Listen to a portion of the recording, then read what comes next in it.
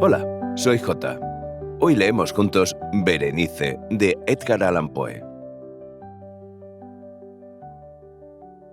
La miseria es múltiple. La desgracia afecta diversas formas. Extendiéndose por el vasto horizonte como el arco iris, sus colores son tan variados, tan distintos y hasta tan íntimamente mezclados como los que presenta ese fenómeno. Extendiéndose por el vasto horizonte como el arco iris.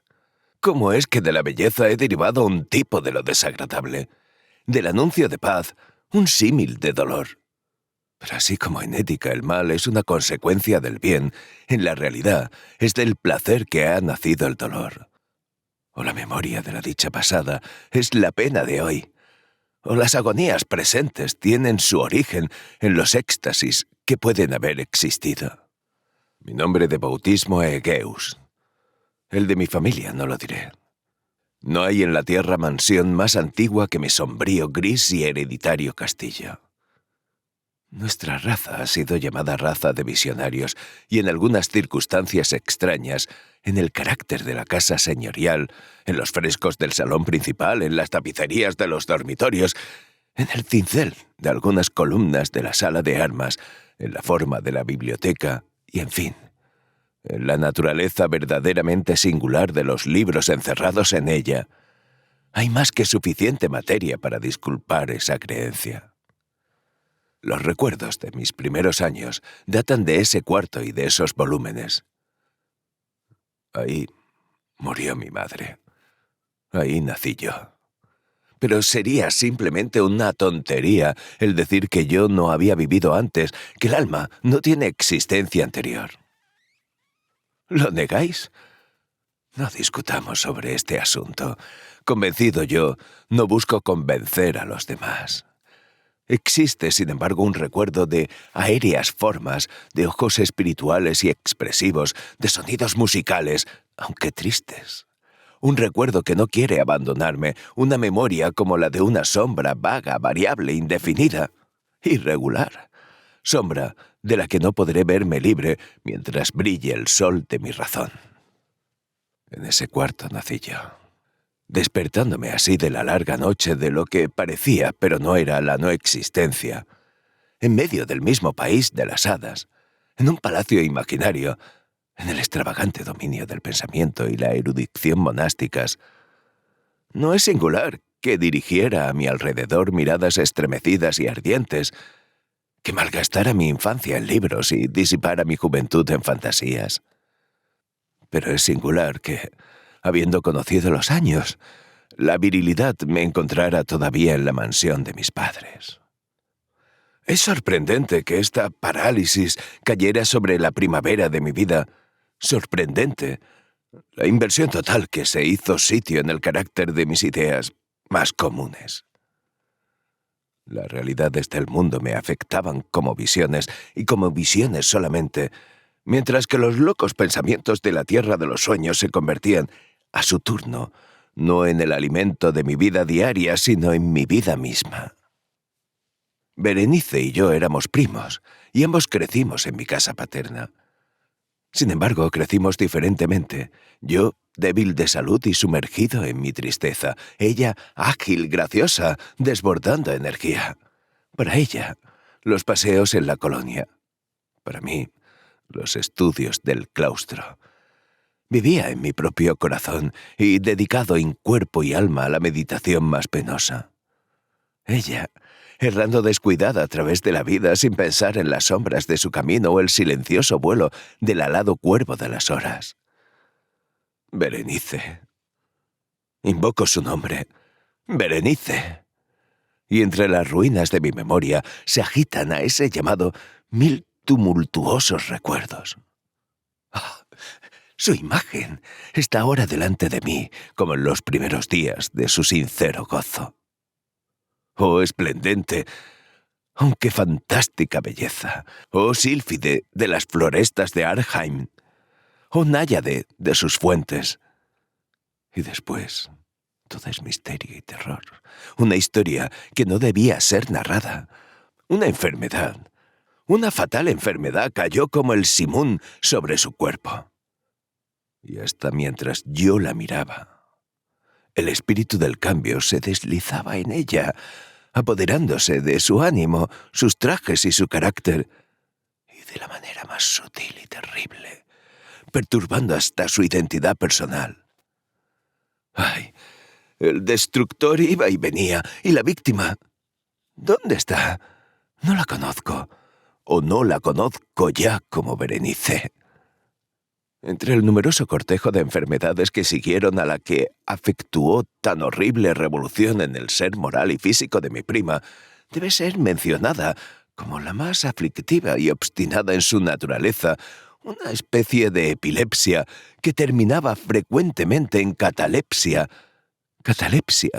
que se parecía muchísimo a la muerte positiva y de la que volvía, en el mayor número de los casos, con un brusco estremecimiento. Mientras tanto, mi propio mal, pues se me ha dicho que no debía llamarlo con otro nombre.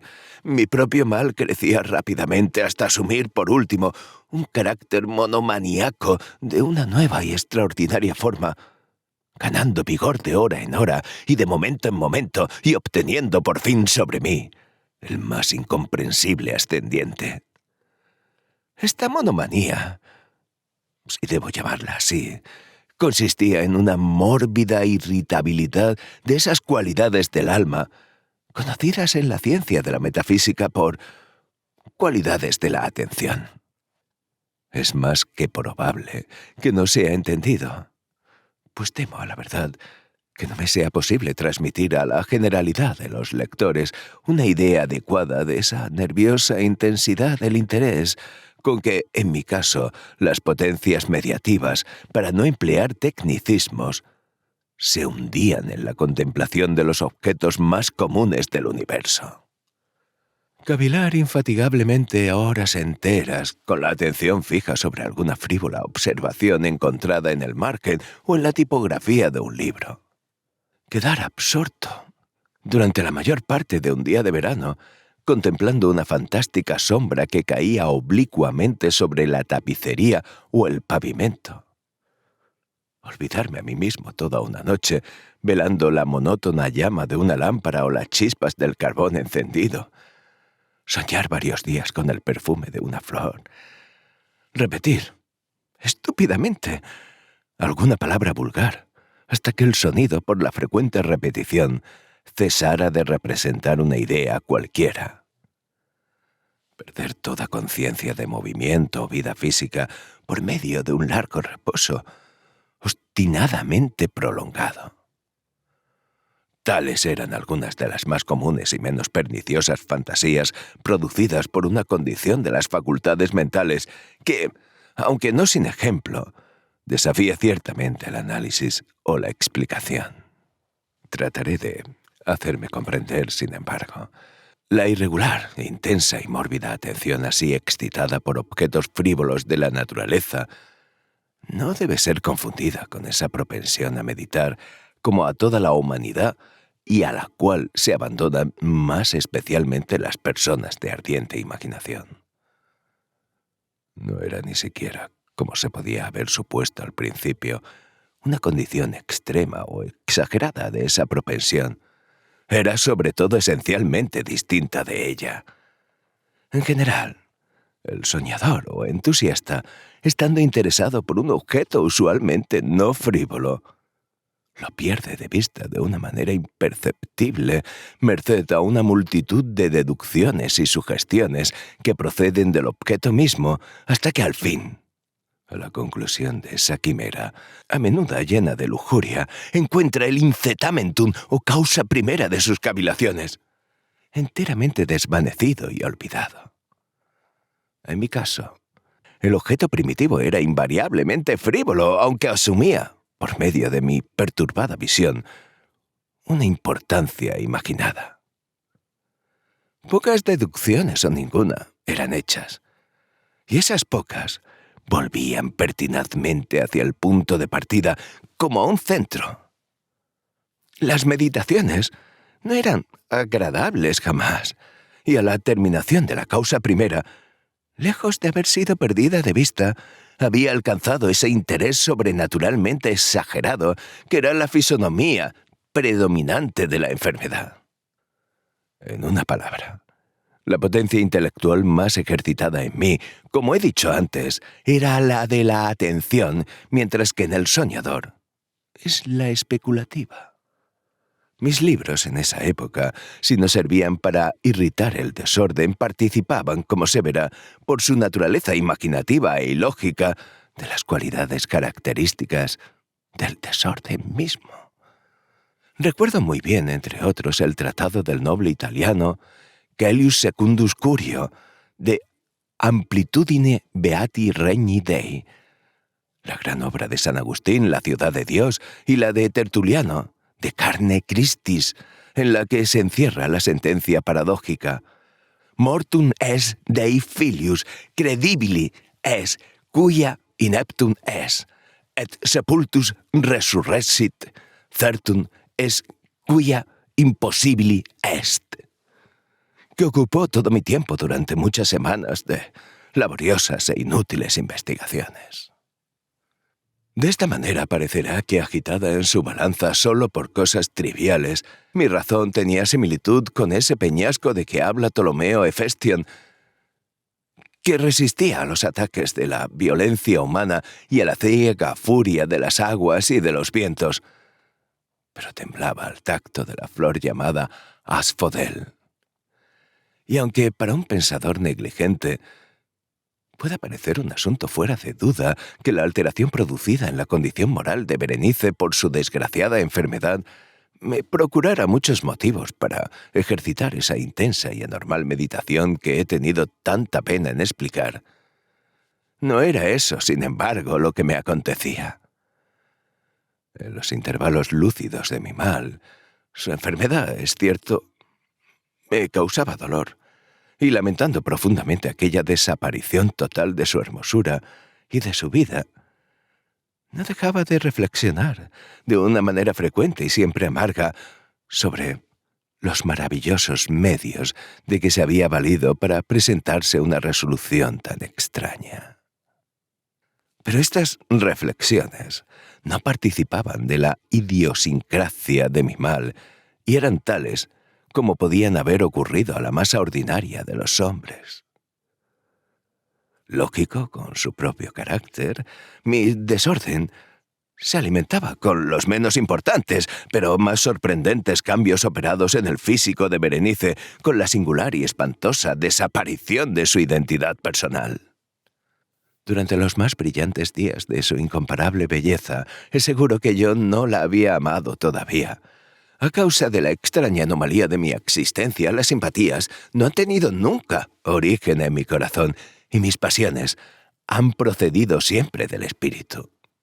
A través de las nieblas de la madrugada, entre las cruzadas sombras de la selva, a mediodía y en el silencio de mi biblioteca, a la noche, ella había flotado entre mis ojos y yo la había visto no como la viviente y tangible Berenice, sino como la Berenice de un sueño. No como un ser de la tierra, corpóreo, sino como la abstracción de ese ser. No como una cosa para admirar, sino para analizar. No como un objeto de amor, sino como un tema de la más oscura y regular especulación. ¿Y ahora? Ahora me estremecía en su presencia y me ponía pálido al sentir que se aproximaba. Sin embargo, lamentando amargamente su desconsolada enfermedad, me acordé que ella me había amado mucho tiempo y en un mal instante le hablé de mi matrimonio. Y al último, el periodo de nuestras bodas se iba aproximando cuando, en una tarde de invierno del año, uno de esos días introspectivamente calurosos, tranquilos y nublados que son las nodrizas de la bella Alción, me senté, como pienso solo, en uno de los salones interiores de la biblioteca, y levantando los ojos, vi que Berenice estaba delante de mí. ¿Fue mi propia imaginación excitada, o la influencia de la niebla, o el incierto crepúsculo del cuarto, o las sombrías vestiduras que caían a lo largo de su cuerpo, lo que le prestó un contorno tan vacilante y tan indistinto? No podría decirlo, Berenice no habló una palabra, y yo por nada del mundo hubiera despegado mis labios. Un helado estremecimiento recorrió mi cuerpo. Me oprimió una sensación de insuperable ansiedad y una curiosidad consumidora se apoderó de mi alma. Y echándome hacia atrás en la silla, permanecí algunos instantes sin aliento ni movimiento, con mis ojos fijos en su persona. ¡Ay! Su extenuación era excesiva y ni un vestigio del ser primitivo quedaba en una sola línea de sus contornos. Mis ardientes miradas cayeron por fin sobre su rostro. La frente era alta y muy pálida y singularmente plácida, y el cabello, en otro tiempo de azabache que caía parcialmente sobre ella, sombreando las excavadas sienes con innumerables rizos, era entonces de un rubio vivaz que reñía discordantemente en su fantástico carácter con la melancolía dominante del aspecto. Los ojos no tenían vida ni brillo, y hasta parecían sin pupila.